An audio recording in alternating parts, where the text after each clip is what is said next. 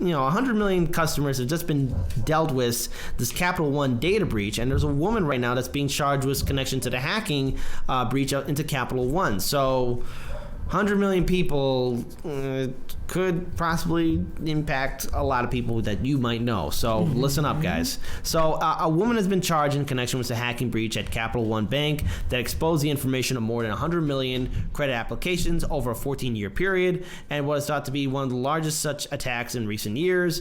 Authorities in Seattle have charged Paige A. Thompson, who also goes by the handle Erratic, with a single count of computer fraud. She appeared in court on Monday and is scheduled for detention hearing on Thursday. So Thompson is accused of hacking credit scores, balances, income information, and social security numbers from more than a total of 100 million people in the United States and 6 million in Canada. So it's really 106 million people.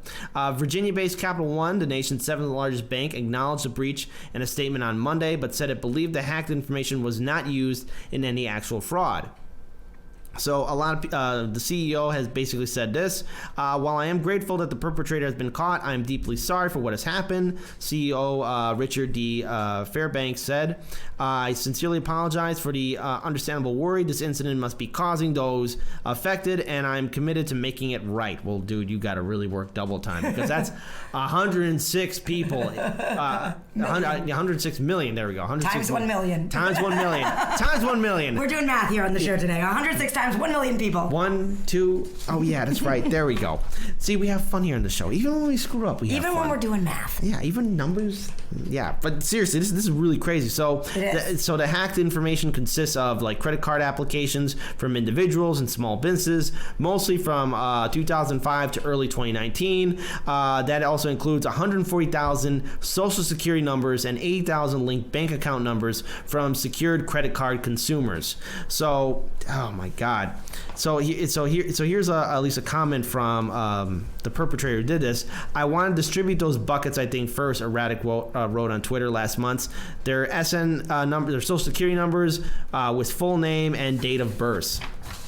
So, according to a complaint, the FBI searched a bedroom believed to belong to Thompson and seized numerous digital devices. During the initial search of some of these devices, agents observed files and items that were referenced Capital One and a cloud computing company, other entities that may have been targets of attempted or actual network intrusions, and erratic aliases associated with Paige A. Thompson. Capital One says it found a vulnerability in its system on July 19th, just 2 days after receiving an email alerting it that some of its data had appeared in GitHub, and then asked for the FBI's help. The bank says it will contact affected customers, making free credit monitoring and protection available to them.